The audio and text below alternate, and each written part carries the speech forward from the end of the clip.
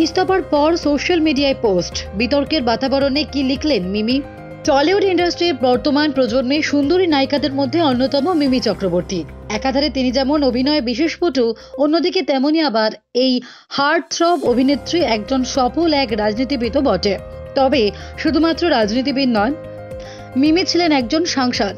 কলকাতা যাদবপুরের মতো high voltage কেন্দ্র থেকে তিনি রাজ্যের শাসক দল তৃণমূলের টিকিটে জিতেছিলেন 2019 সালের লোকসভা ভোটে। তবে সম্প্রতি তিনি চর্চায় রয়েছেন এক অন্য কারণে।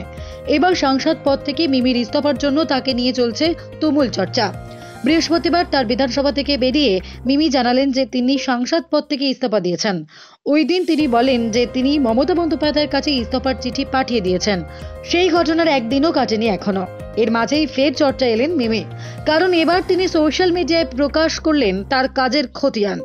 শুক্রবার বিকেলে একটি পোস্ট করে প্রাক্তন সাংসদ লেখেন, আগামী দিনে আমি সক্রিয় রাজনীতিতে থাকি বা না থাকি, আমার কাজের মাধ্যমে নিশ্চিত রূপে মানুষের হৃদয়ে থেকে যাব। এছাড়াও এই পোস্টে তিনি হিসেব দিয়েছেন যে 2019 সাল থেকে তিনি মোট 17 কোটি টাকার কাজ করেছেন নিজের কেন্দ্রে। মিমির এই পোস্টের শুরুতেই তিনি লেখেন, বিগত 5 বছর আমি বিশ্বের বৃহত্তম গণতন্ত্রের সাংসদ হিসেবে সাধারণ মানুষের জন্য কাজ করেছি। মানুষের করের টাকা সঠিকভাবে ব্যবহার করে উন্নয়নমূলক কাজ করেছি।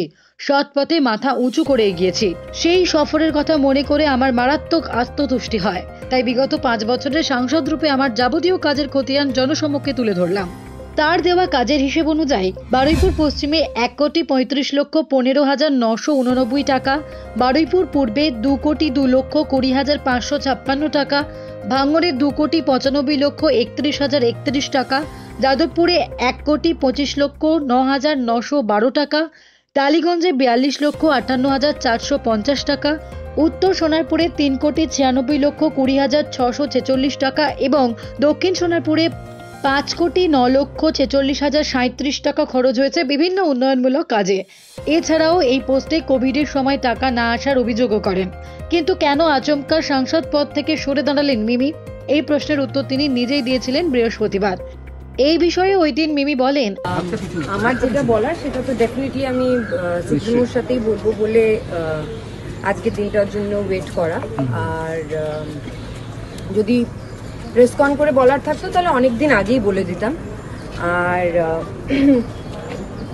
আমার দিদি যে কথাটা হয়েছে, হ্যাঁ মানে আমি কিছু নিউজ দেখছিলাম, সেই নিউজে বলছিল যে আমি আমার পরবর্তী টিকিট পাকা করার জন্য এটা করছি। বাট এটা অনেকের, আমি জানি না কেন এটা অনেকের মানতে ডিফিকাল্ট হয় যে অনেকে হয়তো পলিটিক্সটাকে, মানে পলিটিক্সটা আমার জন্য না, আমি এটা বিশ্বাস করি।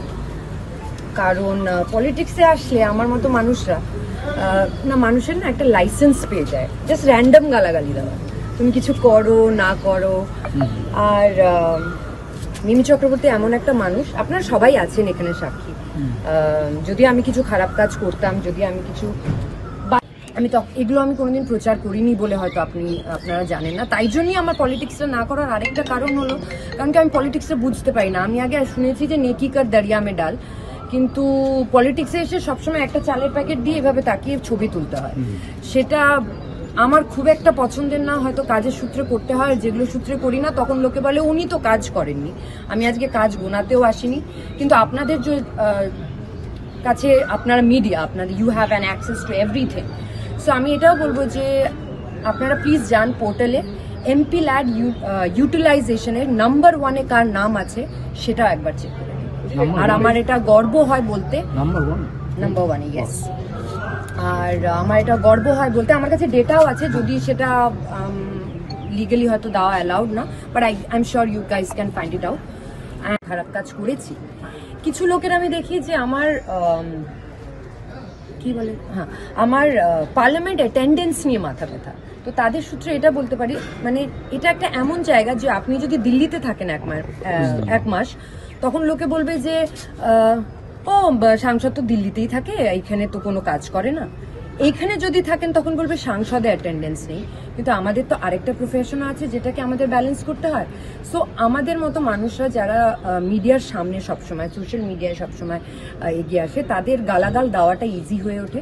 কিন্তু আমার আবার একটাই প্রশ্ন, আমি তো গালাগাল খাওয়ার মতো কিছু করিনি। মানুষকে পরিষেবা দিয়েছি, কোমর অবধি জলে নেমে ভাঙরে ত্রাণ দিয়েছি, আমফানে লোকের পাশে দাঁড়িয়েছি, কেউ সেটা ডিনাই করতে পারবে না।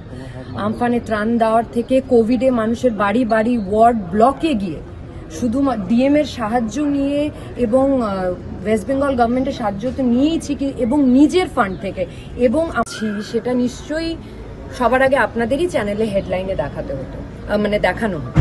কিন্তু তা সত্ত্বেও যখন চারটে জল্পনা কল্পনা, তা সত্ত্বেও যখন চারটে গালাগাল, র্যান্ডম গালাগাল, মানে তুমি কারো হয়তো জেনে জীবনে কারো দিন কোনো ক্ষতি করেনি, কিন্তু তাও গালাগাল খেতে হয়। হয়তো আপনারা মনে করবেন যে এটা কোনো রিজনই নয়, বাট আমার জন্য এটা অনেক বড় reason. Bureau report, Durnibar Bangla news.